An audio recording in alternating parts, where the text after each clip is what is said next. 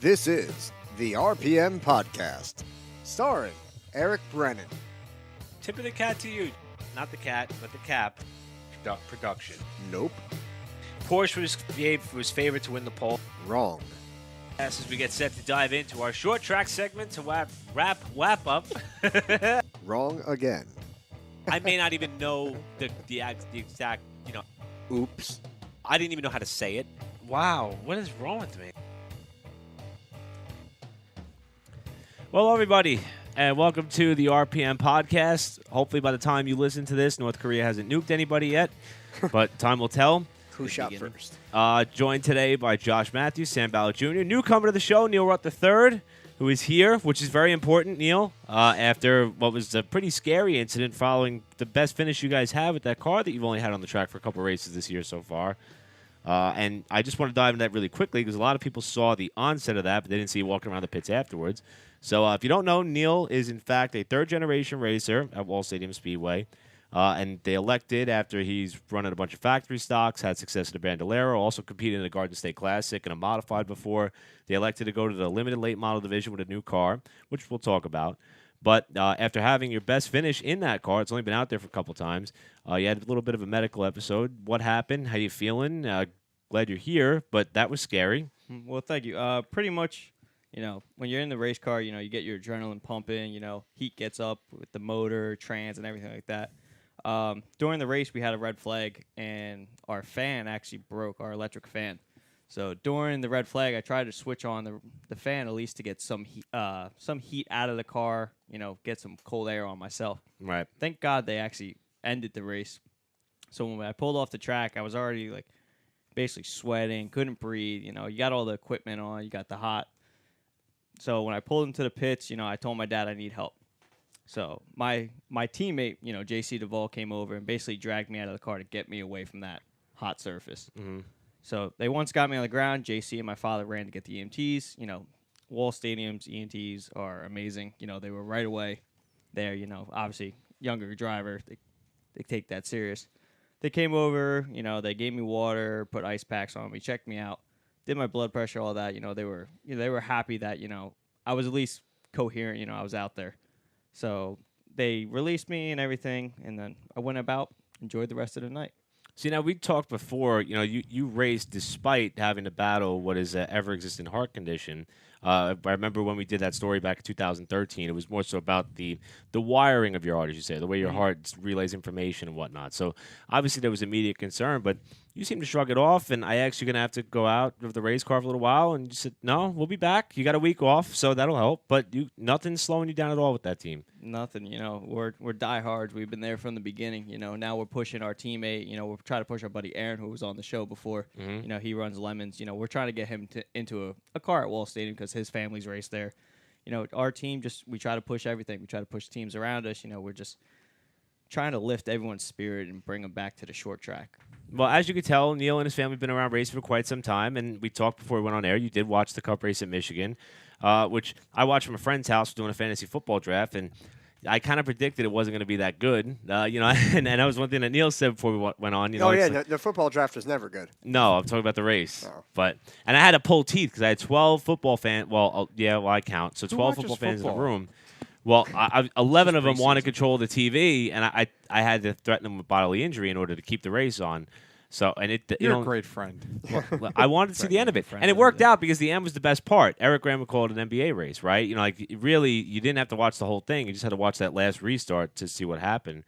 And that Keselowski kind of dominated the first half. That had to do with a lot of his comments where he thinks that the Toyotas kind of neutered themselves because this is usually the week where NASCAR takes all the engines of cars back to dyno them and all that stuff. Didn't seem to stop Truex in the second half because it looked like he was going to win the thing with Eric Jones finishing second. And they had a couple late race yellows and Kyle Larson, who that was the big story, right? He wanted permission to go run the Knoxville Nationals the night before. And Lee Diffie kind of captured the moment great in the last two corners. Larson got back to Michigan at 2:45 a.m., went about all his pre-race rituals, got in the car, and ended up going on to win the race. And I've never seen Chip Ganassi so excited about that before.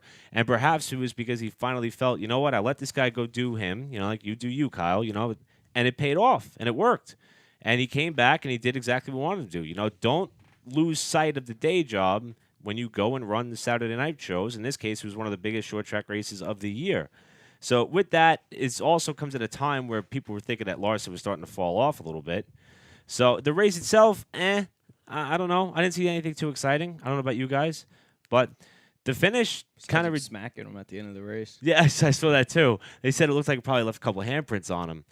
But it kind of opens up a little bit of an interesting discussion, not just for Larson, but across all forms of racing. And that's, do you really think these big league guys deserve the free realm to go do whatever they want with their free time, whatever that may be? This is America. That's. I don't care. What difference does it make? I mean, the more chances Kyle Larson has to hurt himself, the better. Oh, that's pretty. Kyle wow. Larson sells tickets. Do what you want, Kyle Larson. Do what your little heart desires. I don't really care. I think the drivers should be able to do that, but I understand. Again, we've talked about this before. I feel like we have from the owner's end. You know, you don't want your star employee to injure themselves, and then And Target doesn't care anymore. Yeah, I saw people posting stuff on social media. Target, you regret your decision yet? Because it looks like they're probably going to be one of the 4 teams that are going to be fighting for a title come Homestead. But the reason why this story blew up is, Larson ended up winning. Are you okay? See what I did there? Larson, there you go. You can add that to that intro you were playing earlier. Larson ended up winning one of the prelims for the Knoxville Nationals, which, again, Larson ran very well in the main event on Saturday. Finished second to Donnie Schatz, who I read a stat that Schatz's career earnings in the Knoxville Nationals has now well exceeded $2 million, which for all you short track racers out there, you can make money somehow. It's just hard. And you know that. How much money? Isn't that what put into it, though? Well, that's the thing. I don't know if that's team earnings or if that's driver earnings. But for a 10-time Knoxville national champion, I mean that's pretty wild. But isn't that what Kinzer was doing and all that? They just stayed in a spot where they were comfortable, and they made a living that way. And then you got guys like Brad Sweet and Derek. All the guys come to New Egypt when they run here. They're still trying to make a career out of it, per se. But Larson won that qualifier knowing that he wasn't allowed to compete in Knoxville because the rule or the agreement he had with Chip was you can't go run these other races on the same night or same weekend that you have a cup event. He could do it during the middle of the week where it wouldn't conflict with the middle of a race schedule, but the problem was that he was doing it, on that same Why bother weekend. if you knew that it was going to be run on that night where it would be conflicting? Well, that was the issue, is that I guess there was no other place he wanted to run during the week, and then once he won, it generated this big push to try to get him in an actual sprint car for the big show on Saturday. So it came to fruition. He finished second in the Nationals and then went on to win the race despite the lack of sleep and probably jet lag that came from it, even though it's a short flight from Iowa to Michigan. But it still paid off big, and I guess that he was able to recapture the momentum that he seemingly lost over the last couple weeks. I'm content that I finally picked the winner in our damn suicide pool. I mean, granted, it was an obvious choice, but I'm so excited. It feels good, doesn't it? I was listening to Sirius XM Radio Country Music Channel, and they were like, we don't want to destroy the race if you want to watch it, but let's just say Brad Keselowski was off to a good start. And I was like, did Brad Keselowski win this race? I didn't even bother checking, and then I went on my Facebook page, and I was like, wow, Kyle Larson won. This is great. And it was just a late restart where he made this bold move, and he pulled it off, and it was unique to see. Cup Series will be at Bristol this weekend with all 3 divisions. But I think probably the bigger story was what came out of the truck race on Saturday, and that was Darrell Wallace Jr. in what is really his only remaining scheduled start of 2017, grabbing his first win after being in a truck for quite some time. So I'll tell you, it's rather bizarre to see somebody be able to take advantage of that so quickly. But I thought it was good to see because a guy like that deserves a ride. He absolutely deserves a ride. Yeah. So I'm not arguing. I wouldn't give him the top ride. I would get rid of Chase. Neil. No, hang on. Get rid of Chase Elliott and put Bubba Wallace. What? I don't like Chase. Who Elliott. owns that 99 truck anyway? That's what I want to go look at. Well, I know Mark McFarland has some sort of ownership in that. I think it's called like an MDM Motorsports or something like that. MDM? And another bit Sounds of like ironically. an STD. So, oh my God. It's also Shane Huffman is the crew chief. You know the correlation there. Both those drivers are both of those guys were former junior motorsports drivers. So they've kind of been able to keep their clique together. And that team had been running with, I think, 7 different drivers this year. The Dillon brothers, Timothy Peters. MDM Motorsports. Look at you. Yeah, see, I know my stuff. I'm not even cheating over here. So it was the first win for that team on a high-speed track, beating out a couple of really fast Toyotas of Christopher Bell and Kyle Busch. You don't see that very often. You don't see a guy who's able to step up and just kind of grab opportunity by the horns and pull it off like that. And he was involved in a wreck, too, midway through with Cody Coughlin and Kyle Busch. So, I like that. I like when somebody is called upon in order to perform. And actually, Neil, I could toss this over to you. That Garden State Classic that you made, we had a full field that night that we sent cars home. Yeah, I think there was a total of, I want to say maybe 28 to 30 cars. Yeah, and they only took 24. So knowing that, is that more gratifying that you made the show? Knowing that the pressure to perform was up there? Yeah, especially when you're in a race, race your way in. These NASCAR drivers and everything, except Eldor, they don't have those. Right. Hey, you have to basically drive your life to get into this feature to maybe wreck, to maybe drop out. Mm-hmm. It is satisfying. Especially when you look at the names, and of the results, you see the top guys. That kind of gives you a big ego in a way, but you don't want it to be a big ego. Yeah, and in Darrell's case, he kind of had to win, right? His last time in the truck, he won at Homestead in 2014. And now it seemed like that in order to stay relevant at all, if he finished 7th or 8th, nobody was really going to care. He ended up getting the job done and going to victory lane, trying to rejuvenate his career. I don't know if it was enough, though. So this team is the same team that owns Harrison Burton's K&N Series car, the 12. Okay. So, and I'm looking on their website right now. They're not even scheduled to race any more Camping World Truck Series races for the rest of the season. Really? Although I do, I think I saw them on the Bristol entry list with Brandon Jones at the wheel. Okay, maybe they don't. Maybe they don't update their own website. Yeah, perhaps, perhaps. I'll have to check on that as well. But feel good story. I don't know if it'll lead to anything for Darrell Walsh Jr. Same thing as Ryan Preece. He didn't. It worked for him where he got an extra race with Gibbs out of the deal. But when he got that win, it's you don't know when it happens if it's enough to land him a premier ride. Can anyone get a ride nowadays, though? I feel like I think it's still pay to play. That's all it is. You got to pay. Yeah. So by that definition, anyone can. I mean, there's no restriction. Your pockets are deep. Yeah. Don't matter if you're the worst racer or the best racer. If you got the pockets, you can get run ARCA all you want. Well, that's when talking. Also Sam Hornish regardless Jr. of your mustache. Sam Hornish Jr. won a crash fest that was Mid-Ohio, but it seemed to be a pretty wild, entertaining race. Just to not forget that. If you cycle back to Larson, I had a friend ask me after we were watching the end of the race, how did this guy get here? Is he really that good? Does he just have money? And I don't really know. I know that Larson's pure natural talent gave him the opportunity that he had with Chip Ganassi, but I also know that he utilized the fact that there's a minor percentage of his family heritage that is minority based, and he came through that Drive for Diversity program to help get where he is. And whether he had to self-fund that or whether the team funded that, I don't know. But I know that his talent got him to where he is, today.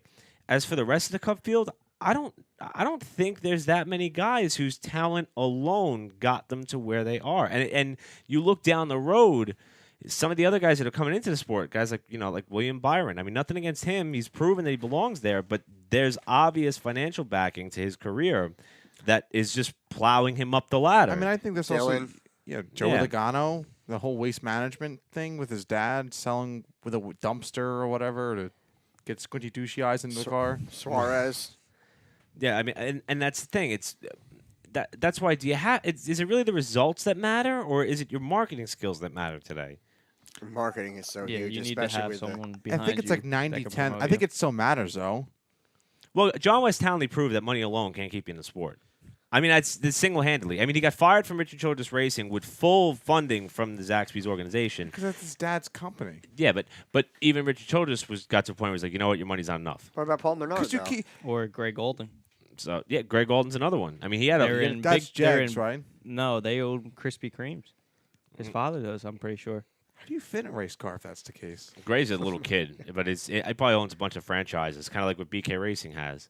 But they're in a Burger big King? feud with BK now, too, with BK Racing. Yeah, it's ironic. Yeah, that there was a big article. That lawsuit or whatever going that on. They apparently owe them money, but they think they owe them money. I read that, Neil. And then KBM's doing the same thing with that one guy with his dad's company. His dad's going to jail. Justin Boston. Look at you. Yeah. Look at you. Why do you need a producer? You could just spit off all these random ass facts. No one cares if I about. come here on time, I could do the homework and try to get this stuff down. That just doesn't happen. Well, one thing we skipped over, I think this actually can tie in, is about when we're talking about the whole Larson thing. People, and this is actually was brought up by Dan Thomas from RCTU Racing, the portable RC racing guy that supports us. Why people are so against Kyle Busch doing the external races, but they're all for Larson. Because he's a Larson top driver matter. with the championship already. Talking about Busch. Yeah, but if they think so highly of Larson, that he's so talented, I think everyone's kind of getting tired of Larson winning already. In terms of on the Cup side? Yes, Cup 'cause side. he's when only he got- comes to a short track, it's like an event. It's like Jesus is you're there. paying a lot of money for that. I don't see it. I only want I see the double standard. But see, I think there's a little bit of misconception here when it comes to Busch. I think that some people would like to see him, run these short track. Like, if Kyle Busch showed up to race a modified at Turkey Derby, would anybody really have a problem with it, or would we kind of welcome it? I think the locals would welcome it in that it would help the track because it might be an extra draw. Granted, Turkey Derby is already like a sellout weekend anyway. Mm-hmm. Do you think Kyle Busch could win Turkey Derby at Wall Stadium? No. I don't think he could. I don't think. Look at Jeremy I think Mayfield. Kyle Busch, you're listening. Turkey Derby this year. I think anything's possible. But now here's the thing. So now when you're one of those big league stars and you come to a track, like you mentioned Jeremy Mayfield. I have a joke. I have to bite my tongue here, Josh. Relax. This is still a family show. Mayfield came to Wall Stadium Speedway a couple years ago, attempted to run Turkey Derby, and by his account, his own admission, did terribly. He failed. And he failed bad. But if you look at Just the like all those position, drug tests in the years past. Exactly. Well, Graham got to put him to the rear. Twice. Yeah. But if you look Wasn't at it the in both position, races too, with the SK and the tour race, he did Yeah. horrible. Well, I think he needed a promoter's provisional to get into one of those. I think he needed a hug after that race. Yeah, no, for one of them might have been the modified, not for the not wall the mod, SK. for the wall modified race. I think it was. I don't think it was for the tour type.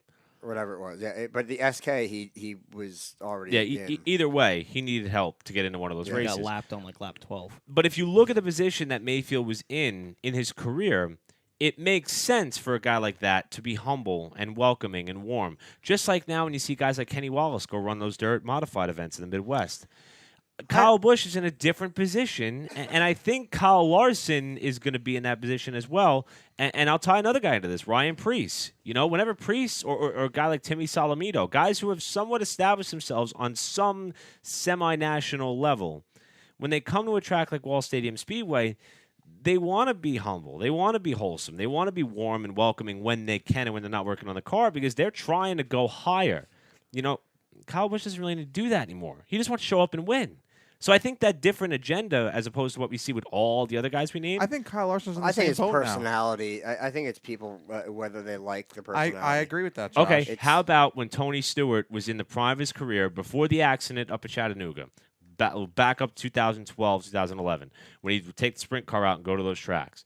Do you think that Kyle Busch is viewed in a similar light as what Smoke was back then because of and the same reports were out there that Smoke wouldn't associate with fans, that he would just focus solely on the race car, run the race, get in a helicopter and leave? Because you've said this before, him being the patron saint of fat race car drivers.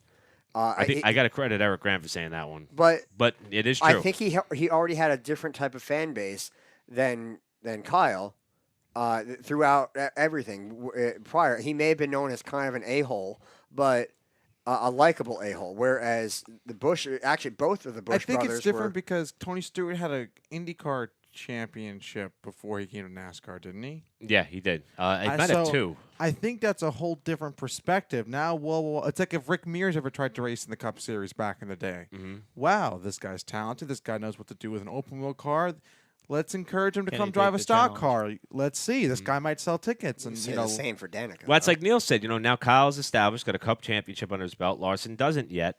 Maybe once that happens for Larson, his attitude will change a little bit, or the fans' attitude will change a little bit. If you look at Kyle Larson's numbers compared to Martin Truex Jr., I hate when people compare Martin Truex Jr. and all these young guns because Martin Truex Jr. has been in the sport since what, 2004? Yeah, they talked about his age, and I was surprised because he's in his upper 30s, I think. Yeah, and then all of a sudden now he's winning races. It's just that now he's become so dominant. Yes. So it's become there's more attention now. Exactly. Yeah, when he was Truex at is 37. DEI, when he was at DEI and he was field filling for the first 10 years of his career, no one gave two craps. Sorry. And one race, and that was it. And then it was like a mid-pack car, and That's everyone's right. like, "You're in one of the best equipments, and you came and win more than one race." But Yeah. unfortunately, That's why I though, disagree. it wasn't the best equipment. This is what I argued about with Nick last week about Danica. He's like, it is the best equipment. I don't think it is. It's not I terrible mean, that equipment. 8 car was probably, obviously had more than everyone else did because he's Yeah. the owner's son. You're always going to have You're that. going to dump it into there. But, I mean, I think that it doesn't matter necessarily what team or stable you're coming out of.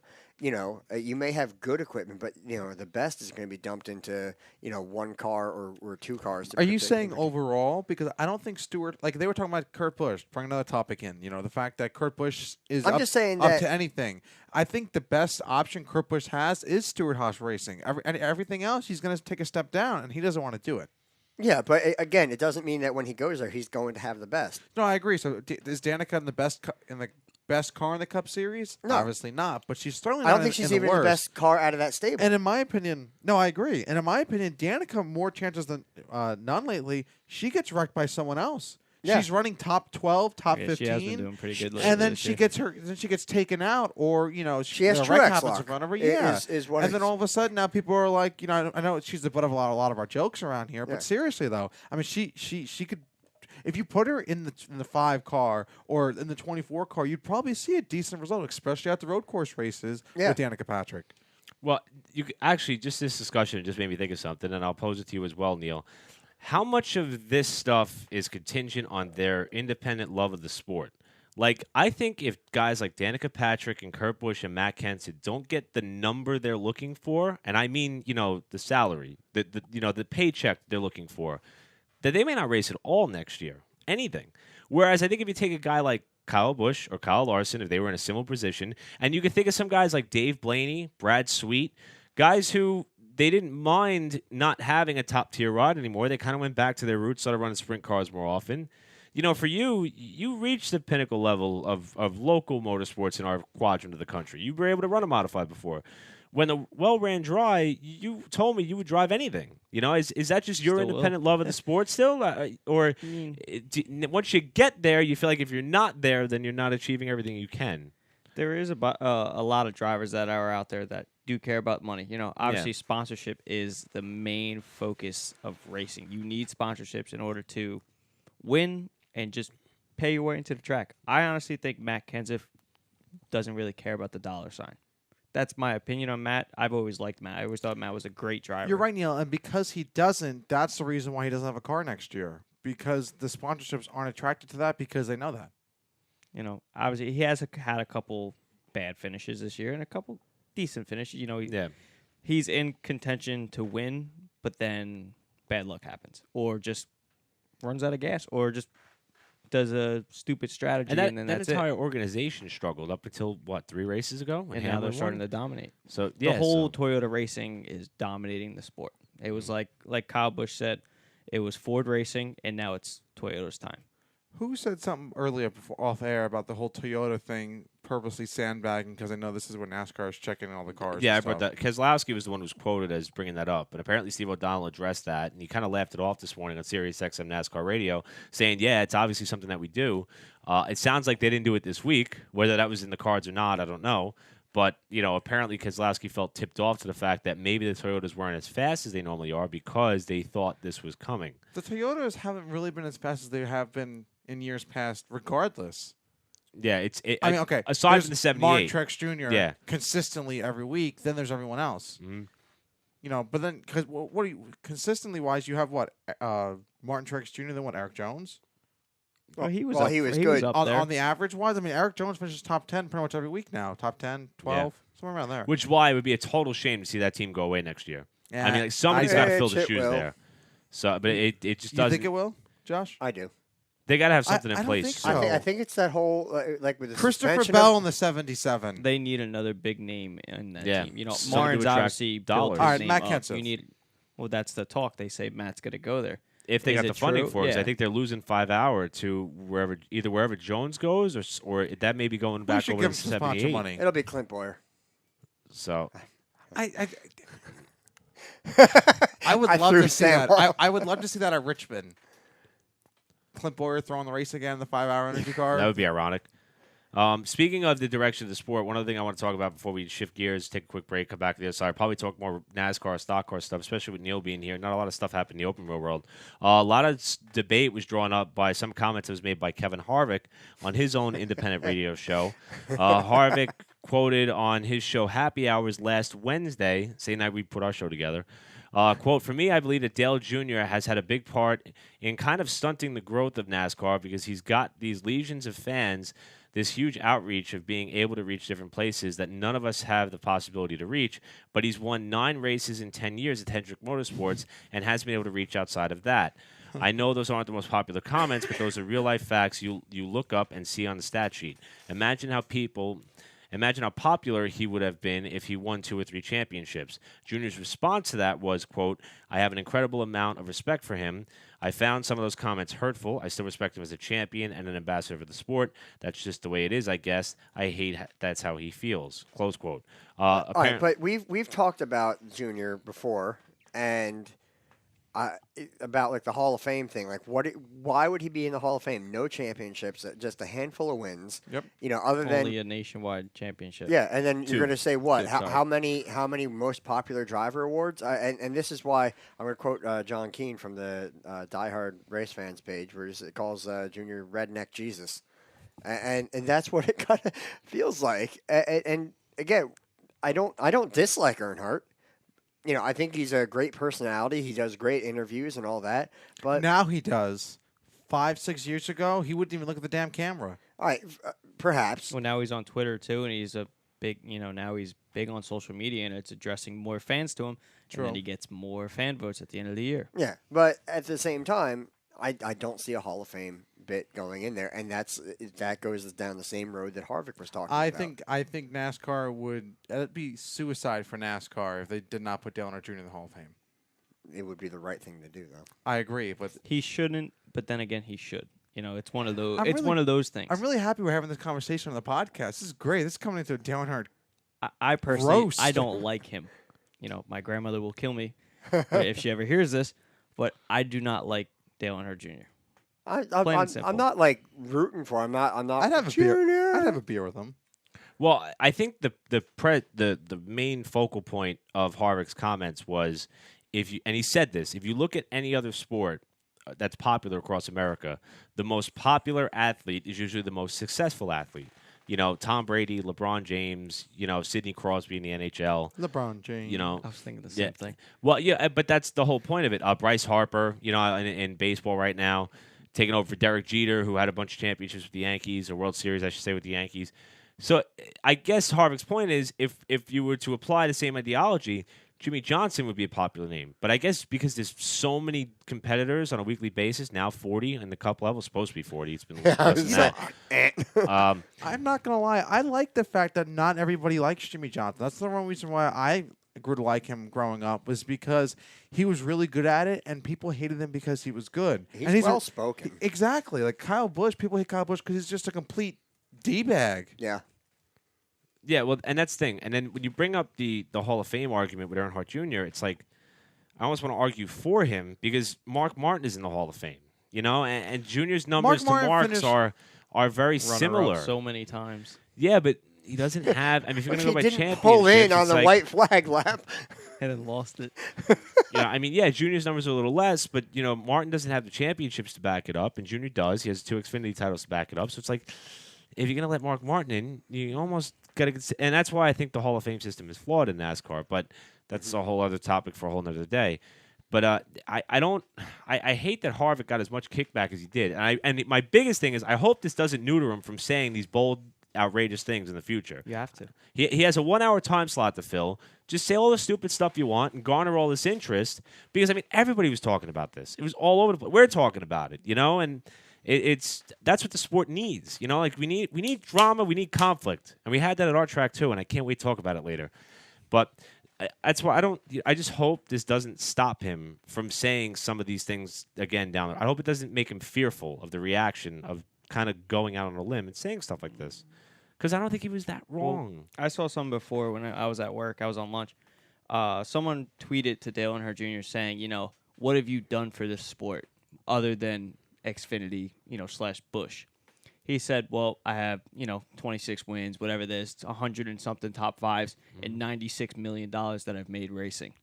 And then I was kind of like sitting there. I was like, that's like a thug life like post right there. You don't see that from him, Yeah, that's It's like he's like retiring, and it's going to be like social media is going to be his life. And I kind of like that because some of the stuff that he does put out on social media. When do you ever see him going out after a fan? He's not going out after him, but yeah, it was kind of just like, this is what I responding. did. What are you going to do about it? Yeah.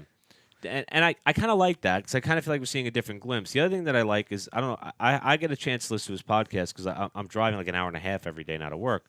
And it's like... Could just buy a house down here. And thinking about it, working on it. Okay. It's a work in progress. But he gives you such an insight to the sport. Like, money is a big deal. Like, in fact, it was just announced today by Adam Stern of the Sports Business Journal that NASCAR is considering to go with, quote, an enhanced schedule. And apparently they're using that term enhanced schedule because the executives think that if you call it a 2-day show, it kind of diminishes the value of what happens at the racetrack on Friday. So they're thinking about going with the enhanced schedule or the, practice qualify same day, race the following day for more than 50% of the Cup Series schedule next year. Now, you want to talk about somebody who's been funny on Twitter lately. Bob Pockris had a response to that. Are you sure NASCAR isn't trying to sell scheduling naming rights to either Viagra or Cialis? That way everything could have a 4-hour time limit. # Bob's got jokes. So if you've been following Bob Pockris on Twitter lately, his stuff has been great. I don't know what happened to him. I don't know if he got the just the go-ahead to just be savage or whatever he wants, but he's just been a totally different person. You wouldn't even think it's him as the reporter. I want to go back to our weekly All-Star Race format generator. If it's still up there, I got to check. That's that guy Steve Lovender's website that still has it. But with the money being on such a pivotal talking point, Junior started going into the books of how he runs his nationwide team or Xfinity team, and he gives you so much because money is like a taboo thing in racing, right? Like nobody really talks about how much money sponsorship deals are, how much it takes to put a car together. Only if you're a driver trying to get the money to do it. So I like that we got somebody on the inside who's willing to talk about it now. Why are you looking at me funny? I'm pissed off because you said Mark Martin basically shouldn't be in the NASCAR Hall of Fame if Dale Jr.'s not. And I've really been checking up, and I'm looking up shit. Junior Johnson didn't win a NASCAR championship. Yeah, that's why. What is the criteria? I don't get it. Yeah, but didn't he win as an owner? Yeah, as a driver.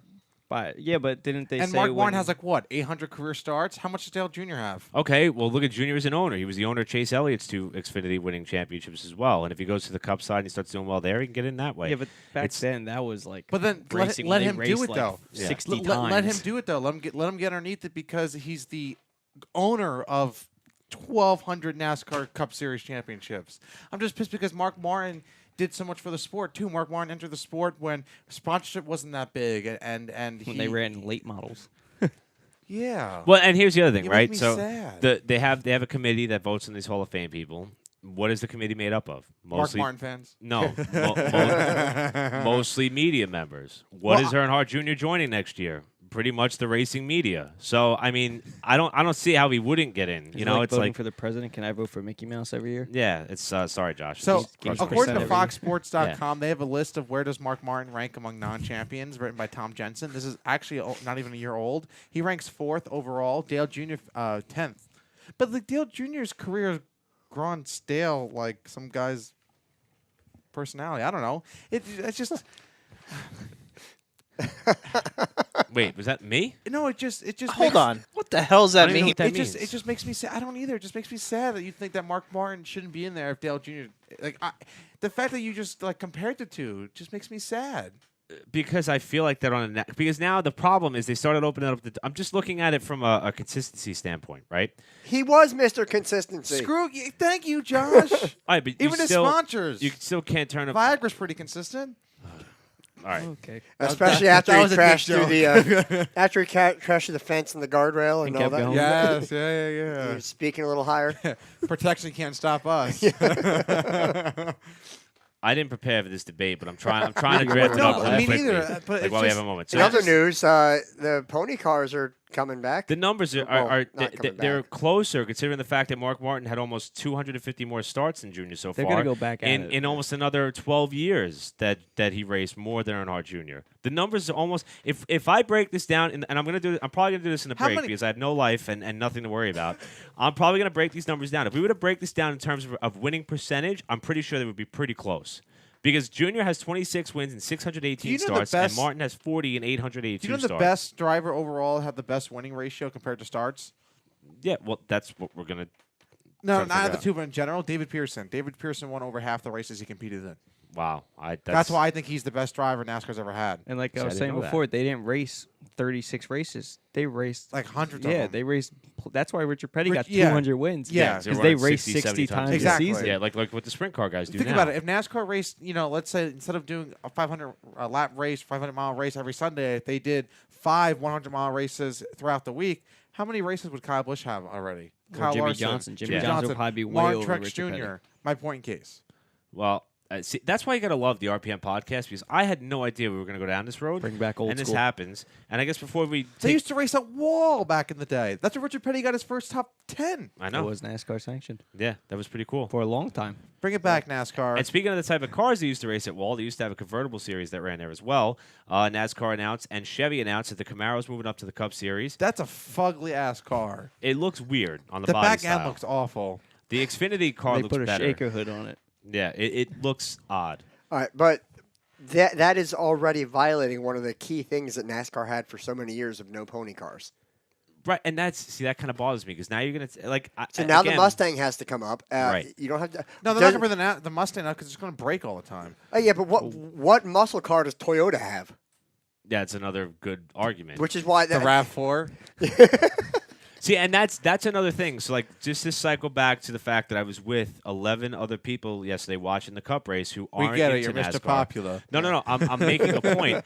How am I going to be able to draw fans in when they say, "Oh, what kind of car is that guy driving? A Camaro. What kind of car is that guy driving? A Fusion. How is the Fusion beating the Camaro right now?" And I have to break down how they run, similar engines in certain confines. The body style doesn't really matter. It's more aesthetic than There's anything. nothing stock. Right, but it'd be nice if there was some type of continuity across Besides all the vanilla manufacturers driver to personalities. make it all seem reasonable.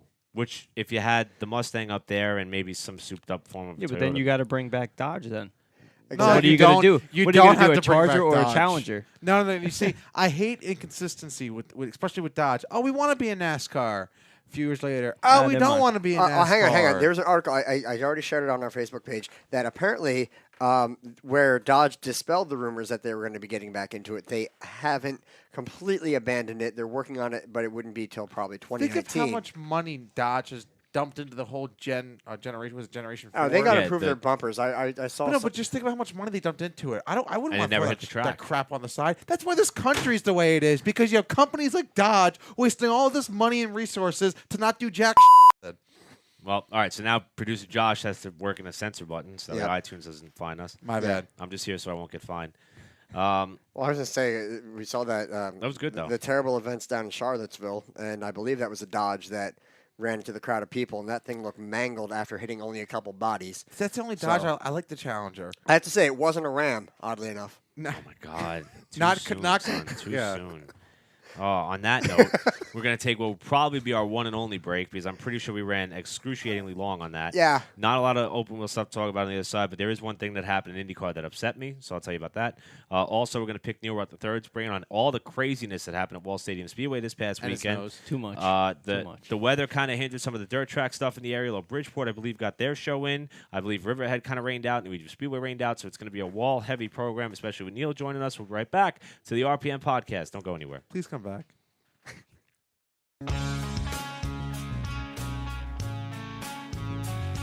Hey everyone, this is Eric Brennan from the RPM Podcast. If you're looking for a dependable full auto repair and preventative maintenance center, then you need to check out O'Shea's Auto Repair in Wall, New Jersey. The family man himself, Tim O'Shea, has been providing the highest quality of automotive repair since 2000 on both domestic and imported cars, trucks, and SUVs. From race cars to street cars, O'Shea's Auto Repair covers it all. For more information, visit their website at o'shea'sautorepair.com. O'Shea's Auto Repair, supporter of the RPM Podcast and proud sponsor of the O'Shea Auto Repair factory stops at Wall Stadium Speedway.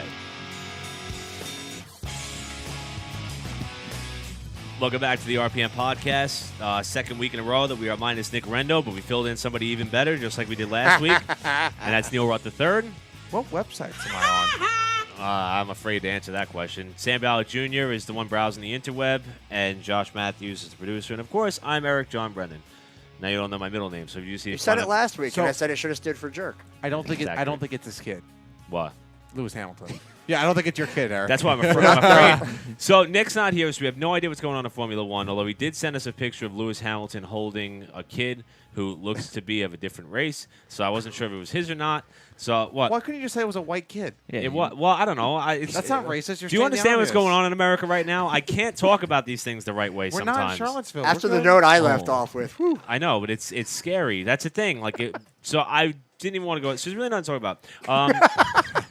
Moving on. IndyCar race in Pocono this Sunday. I plan on going. So if anybody wants to go, just let me know. I'll buy Thanks you for a the ticket. invite. I would love to. You're not going to be here. And the you're doctor- sick. I am not And cleared. you don't know what you're doing I yet. don't know. Race cars, man. Yeah, exactly. So He just told Eric to go F himself. It's either watching racing or working on Race racing. cars, man. that's like we say to like somebody you don't want to hang out with. It's Yeah, like, oh, sorry, buddy. race cars, man. The sl- Yeah, the no. You didn't, Slow invite, you no. didn't invite me to I Thompson, get so it. I get it. Yes. So you got me beat. He's second person to say that. Neil, he did invite me though. How's bragging It was a camp last going? minute thing. I'll travel. I'll be going somewhere. I might go to Williams Grove in a couple Bristol. weeks. If you want to go? So That I'm w- tempted. Williams Grove. I've been was- taking off way too that's much a for big racing. news right there. It is. I can't. No. Go to But- Williams Grove, folks. It's a great track. It was really a good is. time. Decent. Now the IndyCar race at Pocono this Sunday, and I was looking forward to actually going to that, and I still am because they rained out last year, so I didn't get to go. So the last time I was there was unfortunately the same day that Justin Wilson lost his life. So I really would like Throwback. to laminate over that memory. As I was best there with can. him. That's the only reason why I said it.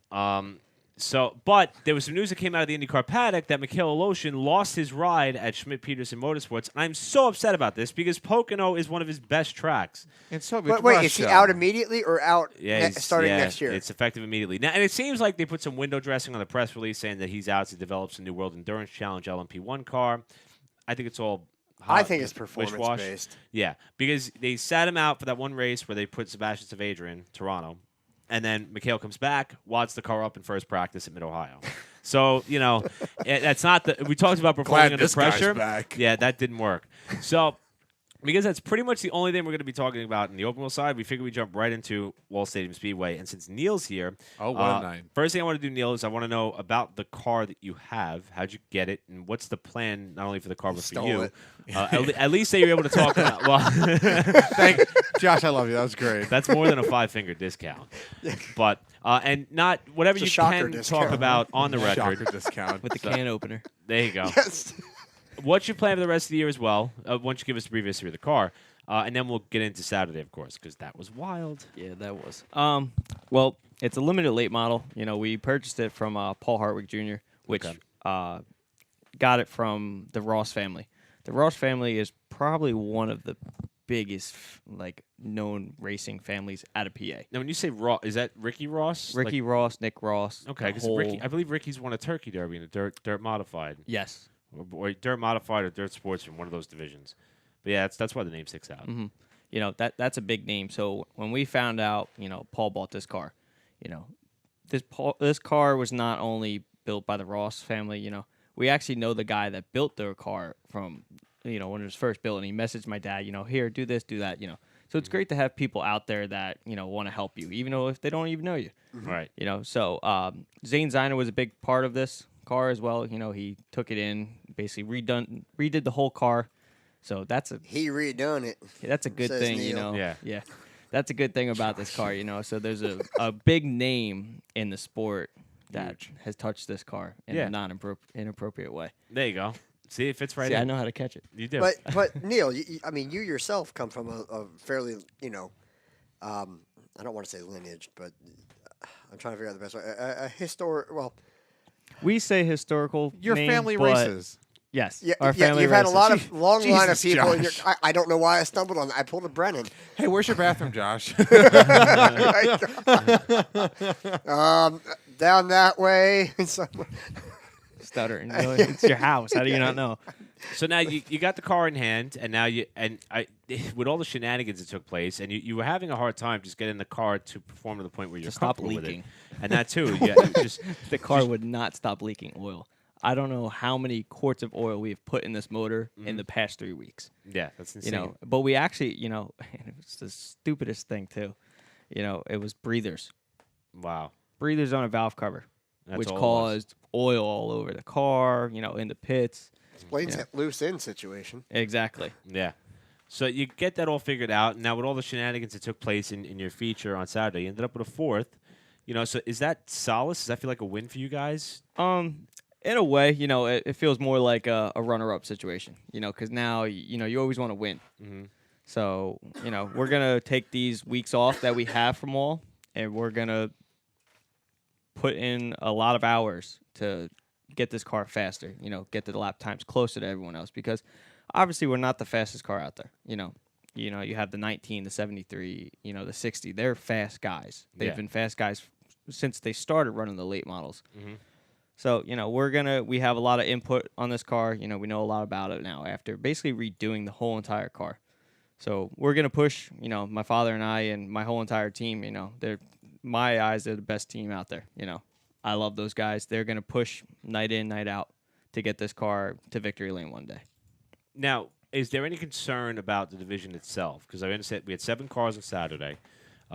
From what I've heard, you know, in discussions, we got 2 that may be coming back from vacation, 1 that's coming back with a rebuilt motor. So there is interest there. Is there concern about investing in a division that looks like it may be struggling a little bit, or is there optimism that it may swing back the other way, or is that not the concern? You guys are having fun. Well, that is a concern. You know, we are having fun doing it. You know, I love being at the track, even if I'm helping, you know, JC or helping anyone. Right, because you've been there without the been there, car. yeah. Even before the car came, you were at the track all the time, almost every week, and so was your dad. Yeah. So it's not, you know, unfamiliar territory for you to not be there, but it feels better when you got a car of your own. Yeah, it's kind of like you said before. It's all about the love of the sport. Right. You know, so it kind of does suck hearing the news saying like, oh, they're not going to be there. You know, they're going to cut this, cut that. That's not stopping us. Mm-hmm. You know, that's not stopping like Tillett, Ormsby, Doyle. That's not stopping them. They're still coming in. It don't matter if they got to travel hours. We're still all going to be there. Actually, I know the main Jerry guys. Koenig was looking to test drive a late model to see if he wants to move from factory stocks to late models. So, I mean, there is interest there. I mean, personally, I think the factory stocks are, you know, more fun. See, I tell everybody this. I think that the late model or whatever you want to call it, street stock, late model, limited late model, that division, that high horsepowered, full fender division at the track is so important because it's the closest thing to what you have on TV. And that when I first went to Wall Stadium when I was 17 years old, and I saw that class, granted it was Turkey Derby, so they had about 24 cars there. That was the one that I was able to relate to what was on television. Like Bill Vanderveen's race car reminded me of Ken Schrader's Skoal Bandit number 33 when I was a kid. Like had that, the green 19, yep. I was able to correlate them with what I get to go home and watch on Sunday. So I feel like that for any little kid, that's important. You know, it's a parallel that they could draw. So I really want to see the division thrive. And even with the car count that we had, it was one of the most entertaining races that we had on the night. Oh, my gosh. So, I do have to agree. You know, I enjoyed watching it because, you know, you pick off spots. yeah. You know, but even like my father and like my friends that came to the track, they said that was, you know, obviously it was a bad race in a way, but they said it put on a show. Yeah. Racing is in a way you have to put on a show. Mm-hmm. Does it suck beating on cars, ripping bodies off? Yes, but that does bring fans sometimes. Yeah. Now, all of us are in a unique position at Speedway. Nadia, you were in the cockpit for that race. I was up in the tower for that race. Sam was in the pits for that race. And Josh wasn't able to make it out to the Speedway per doctor's orders, although he was tempted to get there. So we ended up having a really crazy limited late model feature, which actually got cut down a couple laps because of a hard wreck involving Mike Tillett at the end. And Rob Ormsby got the win. You could say a little bit aggressive to get there, which is fair. And I'm friends with Cole and Rob and all those guys, and James Myers who spots for them. And then the Victory Lane interview was perhaps in response to some of the crowd reaction that there was after he got out of the car. And I got to tell you, I feel like that Rob and that team could wear that on their, you know, they could wear it as a symbol of pride. You know, what do they say? It doesn't matter if they're cheering, booing, as long as they're making noise and they know you were there. Everybody knows who won that race. And you worry when they stop talking about you. right, and it may It be. ain't gonna happen. I don't feel the car. I don't have to pay to get anything fixed. I don't have to worry about all the drama.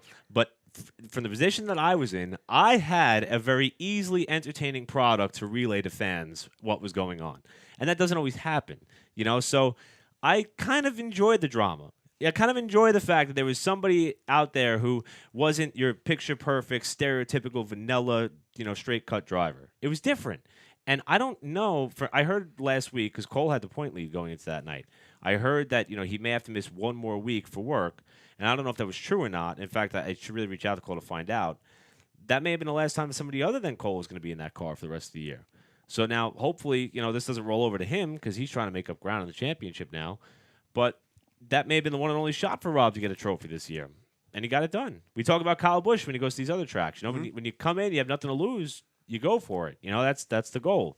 It was different, and I kind of enjoyed it. And I'm probably going to get in trouble for saying that. Field, with a 7-car field, it does suck to see cars come back that way. Well, that's the thing. You don't want to see anybody get tore up. It's kind of like that's bad. it's almost an embarrassment, but not. Yeah. You can't have your cake and eat it too. Yeah. Well, I can, and I usually do. So that's what happened. But I want Eric Brennan to wear a white shirt one weekend. But being No. an announcer, he has to sell it. He has to basically say, even if they're wrecking, Round one, ding, ding, Yeah. ding. Protests are awesome when you're a race director. Well, that's why You have to do that. Humpy Wheeler a couple years ago put out a 10-point bulletin about how to improve short track racing without doing anything major, and some of it was completely stupid. Like if a car flipped, he would give the guy $100. So that way, just something to get people. And then what's the old line? He was like, "Sign me I up." will take the challenge. Yeah, like if you fight in my pit area, I'll fine you $100. You fight on my front stretch, I'll give you $50. Like that's how it was with them, just to try to generate some interest. So when something like that happens, when you have a race like that, it makes my job easier. And the fans won't forget it. It may not be the best product for the drivers, teams that are there to unload, but the officials. If I was a fan in the state, I remember races definitely like be that. on a highlight State at the end of the police. year. Yeah. That's a turkey derby I highlight. security that race. guard. I understand all sides of it, but I'll tell you another thing. I'm talking about trying to get people to the track. I have a bunch of friends who are coming this weekend, which I'm stoked. They'd never been to a race before. Well, you have friends? So shocker. When I went to Turkey Derby in 2007, I brought a friend with me who knew nothing about the sport at all. That was the year that Jimmy Blewett and Kevin Flockhart took each other out in the I think it was a Tour modified race. No, it was a Wall modified race because Flockhart was running his championship winning car. And they had the crash and the fight in turn number 3. My friend still talks about it to this day. Doesn't remember anything else from that night, but he remembers that.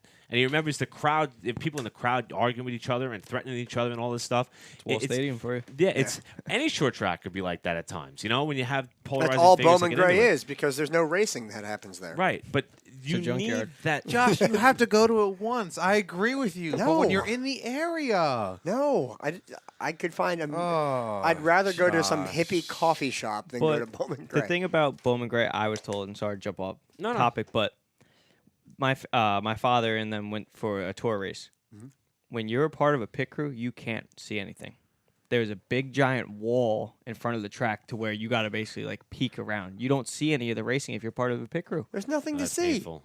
You can't go there to be a part of a crew. You have to go there and be a part of the fans. and Yeah. bring a bodyguard or whatever you can because their fans the- are Nuts. ruthless. Nuts. Josh. It's the Josh Matthews special. This Saturday, August 19th, it's the Carolina Farm Credit 150. It's the Yeehaw. 150-lap modified race.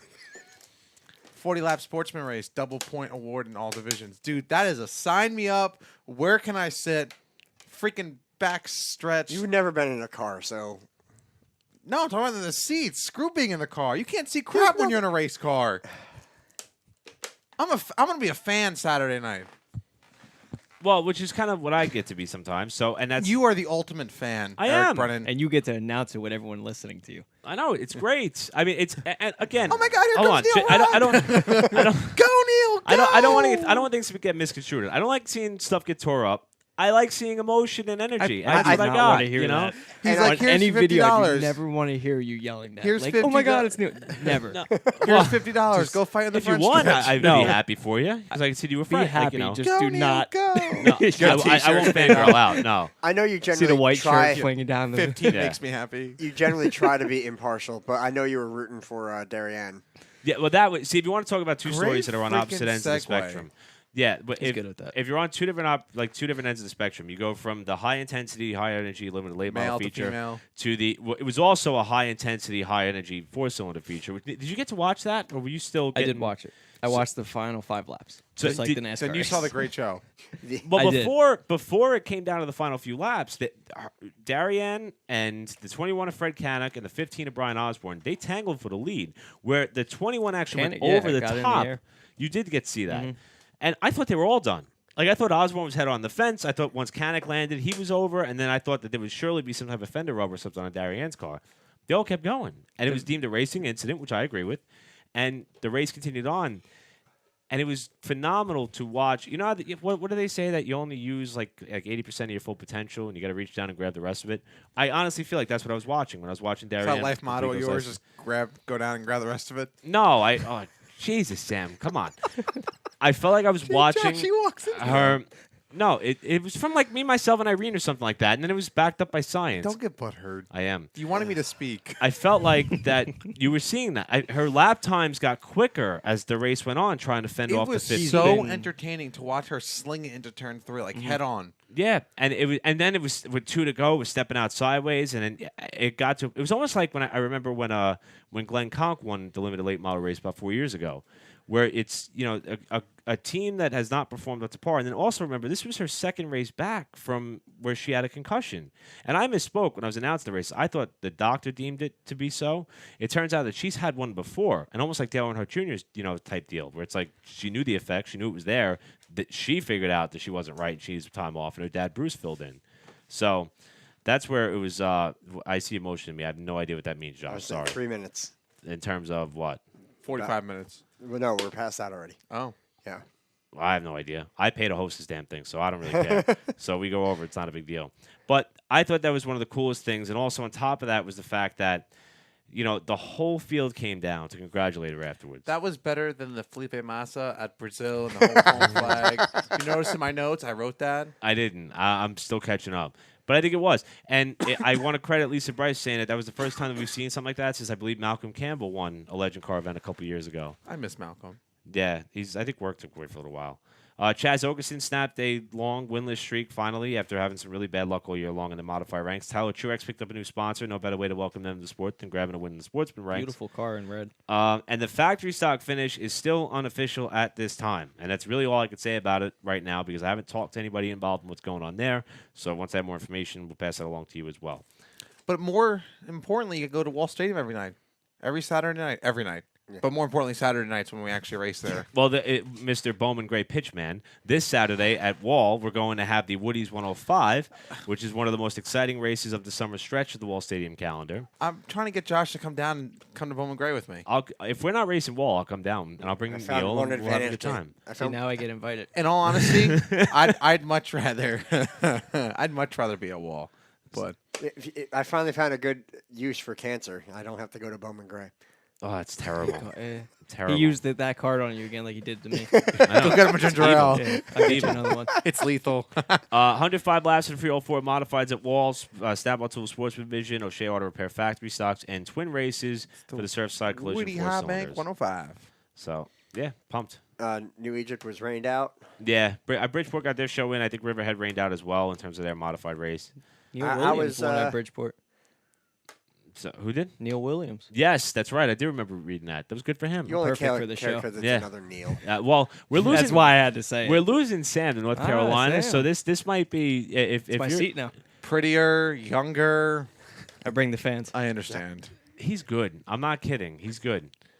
You can run the social media too, Neil. Eric, you want to It's talk all on about you, pal. Gotcha. Thompson? Yeah, I don't want to spend too much time on it, but what Neil's rubbing in my face is the fact that I ended up going up to Thompson. I got to go with a couple Wall drivers, Ricky Collins, me. Blake Barney, and if I would have thought ahead of time, I would have given you the He's invite. lying. You Neil. did it. He's lying. He I really had 4 would've. seats in his car. He offered me a ride. He didn't think of you. No, it's. Did you throw a book bag in my seat? I can't. Neil, I can't. Neil, your dad's from Middletown, right? Yes. I live in Middletown. I lived there too. Oh, Well, you- I lived in Hazlitt, and then I Oh. moved back to Tom's River. Screwed me, Eric Brennan. We'll go hang out some races now. All right, I see how it is. All right, I'm cool See, with I'm that. taking his seat, and now we're best friends. Yeah, I know. I'm only a little butthurt. Thunder, buddy. Modified race Thompson. Ryan Preece went back-to-back after winning at Stafford, so the momentum continues. However, he did have a controversial spin in the race, which I didn't see. I only saw the car It's spun around intentional. backwards. And I don't know how I feel about it. It's not. It's not intentional. I- There's rubber all over the right rubber rail. I know, but I've never seen a modified get hit in the right rear and spin to the left. Clint Boyer There's did a way it to in do a it. stock If car. it's off the corner, if you come off the corner and as soon as they're about to accelerate, if you hit the right rear, they will spin left. Yeah. Grandfather told me that. Really? Yes. You gotta think of it like how a bulldozer drives, or a skid steer. Or any Ford car. Yeah, but wouldn't the offending car that hit him go over? I don't know. I again, I didn't see it. If it's done But- right, it's If it's done right. But it was suspect. Wait. And the other thing that got a lot of people upset, myself included, is the caution came out on the final lap after Doug Coby, who was really right on Priest's bumper when they got to the white flag, brushed the wall off 4, apparently flattened the right front tire, and then slammed the wall in 1, kind of finished the race on 3 wheels, and because of the timing of the yellow, got credited with a second-place finish. So that kind of moved guys like Teddy Christopher, Andrew Krause, and there was somebody else up there in the mix as well. Further down the running order, Krause got credited with 6. Still great run for him, but I don't understand how Kobe got credited with that after essentially drawing the yellow. You and see, being this on wouldn't 3 have an wheels. issue if NASCAR just guaranteed a green flag finish. Which I think they should for the regional stuff, But right? that's a whole nother episode. it's not that hard to do. You're not counting caution laps anyway for a lot of the races. well, if they do, it's up to a certain point. Yeah. Like Wall does up 75 laps after that. yeah. Yeah. Cautions don't count, and that's when all the wrecks That- happen. Have at Yeah. it, boys. Yeah. But I think for the regional stuff, like for the East and West and for the modified tour and stuff, you can get away with unlimited green white checkers and that, you know? And you get a green white checkered. And you get a green white Yeah. checkered. Which, by the way, you know Oprah has the #1 podcast in the country? We got a lot of catching up to do. This is racing. Why are we talking about Oprah? I'm just saying. I think he we have brought to it have up. Neil back next week because there was a subject we were going to get into and we're out of time. Yeah, I pretty much burned Thank this God, episode because I up. don't know what we're talking about. I don't either. I'm done. There's this garbage can. All right, well, let's wrap it up with what have we learned today? Oh, man. Neil's Well, born for this show. I'm usually like right on the button with this, and I'm trying to All think. right, we'll come back to you, Neil. Other than that, you're made for the show. Oh, man, I love America. That's what you, That's what I learned. Sam. I've learned that I'm being replaced already. If the social media goes downhill, you know why. Yeah. Eric. And I've learned that Sam has become the poster child trying to get people to go to Bowman Gray Stadium. I learned that Neil got his car with the Shocker discount. Exactly. Oh, my goodness. I didn't want to do the shocker symbol. I didn't want to put it. At least it's not a Dodge. Yeah. All right, I got nothing. On behalf of Josh I'm getting Matthews. fined. I'm just here so I won't get fined. Josh Matthews, Sam Ballard Jr., Neil Rutt III. It was awesome. Thank you, man, so much. I tried. appreciate Nice job, Neil. Thank you. Actually, this whole thing feels like it flew by, but man, it's 8:30 already, and my Fitbit's dying. I 'cause I gotta was get late. out of here. I'm Eric Brennan. See you all later. I will see you next time on the RPM podcast. Go to Wall.